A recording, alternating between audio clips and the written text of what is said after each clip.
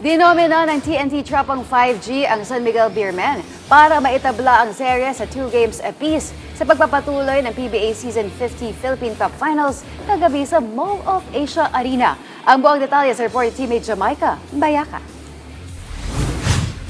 Hindi nagtagumpay ang San Miguel Beermen na makuha ang ikatlong sunod na panalo matapos magliyab ang opensa ng TNT Tropang 5G sa Game 4 ng Best of 7 Finals Series kagabi sa MOA Arena. Pinangunahan ni Calvin Oftana ang panalo ng tropa 110-87 para itabla ang serye sa 2-2. Nagtala si Oftana ng 29 points, tampok ang 5-3, 6 na rebounds at 4 na steals. Happy lang ako the way we respond to game.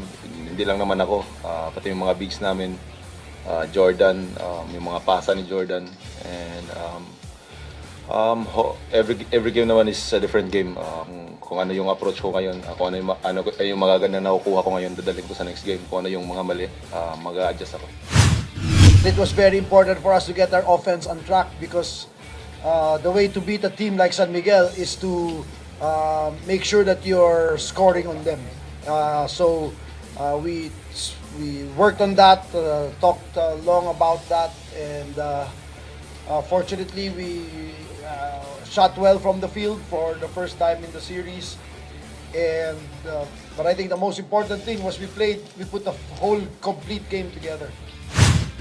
Maagang nakuha ng TNT ang momentum matapos magtala ng 13 sunod na puntos para maagaw ang kalamangan sa first quarter. Pinalobo pa ng Tropang 5G ang lamang sa 35 points sa third quarter, isang agwat na hindi na nakahabol ang SMB. Sa panig ng Beermen, nanguna si Junmar Fajardo na may 18 points at 16 rebounds. Nagdagdag din si Don Toroliano ng 13 points habang nahirapan naman si CJ Perez na may 11 points. Sa kabila ng panalo, ikinabahala rin ni Coach Chot Reyes ang kondisyon ni RR Pugoy matapos muling sumakit ang hamstring sa second quarter at hindi na nakabalik sa laro.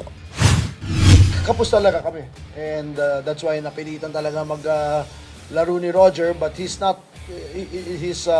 hamstring is not yet fully healed, and we saw that. Hopefully, I don't know, pero it doesn't look good. But like Calvin said, nandito na kami. We've put ourselves in position, so we'll just continue trying. Ngayong tabla na ang serye, mas lalong umiinit ang bakbakan ng dalawang koponan tungo sa kampyonato. Malalaman sa Biyernes, January 30 sa Antipolo City kung sino ang makakaselyo ng ikatlong panalo. Jamaica Bayaka para sa Atletang Pilipino, para sa Bagong Pilipinas.